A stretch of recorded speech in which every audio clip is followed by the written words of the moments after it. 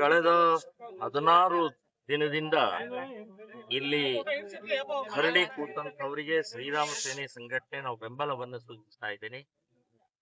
ಎರಡನೇದು, ನಾಳೆ ವಿಧಾನಸಭೆಯ ಕೊನೆಯ ದಿನ.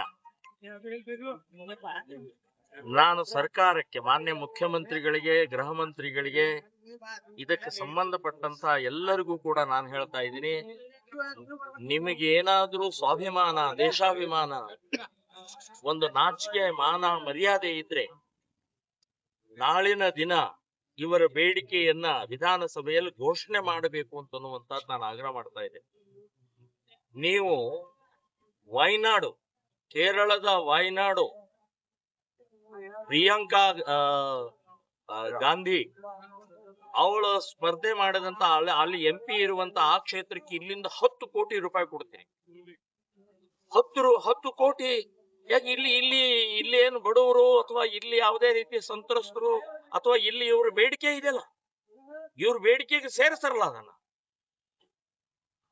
ಅದನ್ನ ಬಿಟ್ಟು ಇನ್ನು ಎಲ್ಲೋ ಯಾರನ್ನೋ ಪ್ಲೀಸ್ ಮಾಡೋ ಸಲುವಾಗಿ ಮಾಡ್ತಾ ಇರುವಂತ ಪ್ರಕ್ರಿಯೆ ಸರಿಯಲ್ಲ ಅಂತನ್ನುವಂಥದ್ದು ಹೇಳ್ತಾ ಇದ್ದೀನಿ. ಮತ್ತು ನಾಳಿನ ದಿನ ನೀವು ಘೋಷಣೆ ಮಾಡಬೇಕು, ಇಲ್ಲಾಂದ್ರೆ ಹೋರಾಟ ಇನ್ನೂ ಉಗ್ರ ಪ್ರಮಾಣದಲ್ಲಿ ಇಡೀ ರಾಜ್ಯಾದ್ಯಂತ ನಾವು ಇದನ್ನು ತಗೊಳ್ಬೇಕಾಗತ್ತೆ ಅಂತನ್ನುವಂಥದ್ದು ಹೇಳ್ತಾ ಇದ್ದೀನಿ. ಅಷ್ಟೇ ಅಲ್ಲ, ಸರ್ಕಾರ ಒಂದು ಸೌಜನ್ಯತೆ ಇತ್ತು, ಒಂದು ಸಲ ಬಂದು ಹೋಗ್ಬೇಕಾಗಿ ಏನು ಎಂತು ಕೇಳ್ಕೊಂಡು ಮಾಡ್ಕೊಂಡು ಹೋಗೋದು.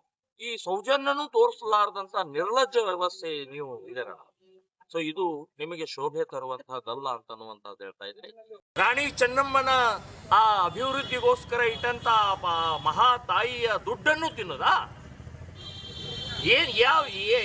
ಯಾವ್ದನ್ನು ತಿನ್ನಬೇಕು, ಏನ್ ಮಾಡಬೇಕು, ಹೇಗ್ ಮಾಡಬೇಕು ಅನ್ನುವಂಥ ಪ್ರಾಮಾಣಿಕತೆ ಇಲ್ವಾ ನಿಮ್ಮಲ್ಲಿ? ರಾಣಿ ಚೆನ್ನಮ್ಮಳ ಶಾಪ ತಟ್ಟತ್ತೆ ಅಂತನ್ನುವಂಥದ್ದು ಹೇಳ್ತಾನೆ ಸರ್ಕಾರಕ್ಕೆ. ನಿಮಗೆ ಶಾಪ ತಟ್ಟತ್ತೆ ಇದು ಸರಿಯಲ್ಲ ಅಂತನ್ನುವಂಥದ್ದು ಹೇಳ್ತೀನಿ. ಇವರ ಬೇಡಿಕೆಯನ್ನು ಸಂಪೂರ್ಣವಾಗಿ ಪೂರೈಸಬೇಕು ಅಂತನ್ನುವಂಥದ್ದು ನಾನು ಹೇಳ್ತಾ ಇದ್ದೀನಿ. ಇಡೀ ರಾಜ್ಯಾದ್ಯಂತ ನಾವೊಂದು ದಿನಾಂಕ ನಿಶ್ಚಯ ಮಾಡಿ ಎಲ್ಲ ಜಿಲ್ಲಾ ಕೇಂದ್ರಗಳಲ್ಲಿ ಈ ಬೇಡಿಕೆಯ ಸಂಬಂಧಪಟ್ಟಾಗ DC ಅವರಿಗೆ ಮನವಿ ಕೊಡುವಂಥದ್ದು ಕೂಡ ನಿರ್ಧಾರವನ್ನು ಮಾಡಿದ್ದೀವಿ. ಕೆಲವು ಸಂದರ್ಭದಾಗ ರಾಜಕಾರಣಿಗಳು ಚೆನ್ನಮ್ಮ ಪರಾಯಣ ರಾಜಕೀಯ ಮಾಡ್ತಾರೆ. ಆದರೆ ಇವತ್ತು 16 ಕೆಲವು ರಾಜಕಾರಣಿಗಳು ಕೇವಲ ಚುನಾವಣೆ ಅಷ್ಟೇ ಮೀಸಲಿದ್ದಾರೆ. ಇವತ್ತಿನವರೆಗೂ ವೇದಿಕೆಗೆ ಬಂದಿಲ್ಲ ಅಂತ ನೋಡಿ, ರಾಜಕಾರಣಿಗಳು ಅದು ಯಾವುದೇ ಪಕ್ಷದವ್ರು ಇರಲಿ, ನಾನು ಹೇಳೋದು ಇದು ಸ್ಪಂದನ ಆಗಬೇಕು. ಇದು ಬೇಡಿಕೆ ಭಿಕ್ಷೆ ಅಲ್ಲ, ಇದು ಕರ್ತವ್ಯ. ಇದೊಂದು ನಮ್ಮ ಕರ್ತವ್ಯದ ಹಿನ್ನೆಲೆಯಲ್ಲಿ ಕೊಡಬೇಕಾದಂಥ ಇವತ್ತೇನು ಬೇಡಿಕೆಯನ್ನು ಇಟ್ಟಿದ್ದಾರೆ, ಇದು ಯೋಗ್ಯವಾಗಿದೆ, ಸಮರ್ಪಕವಾಗಿದೆ. ಬೇರೆ ರಾಜಕಾರಣಿಗಳು ನಾನು ಹೇಳೋದು ಇಲ್ಲಿ ಏನು ಅಂತ ಕೇಳುವಂತ ಸರ್ಕಾರದ ಕಡೆಯಿಂದನೂ ಆಗಬೇಕು.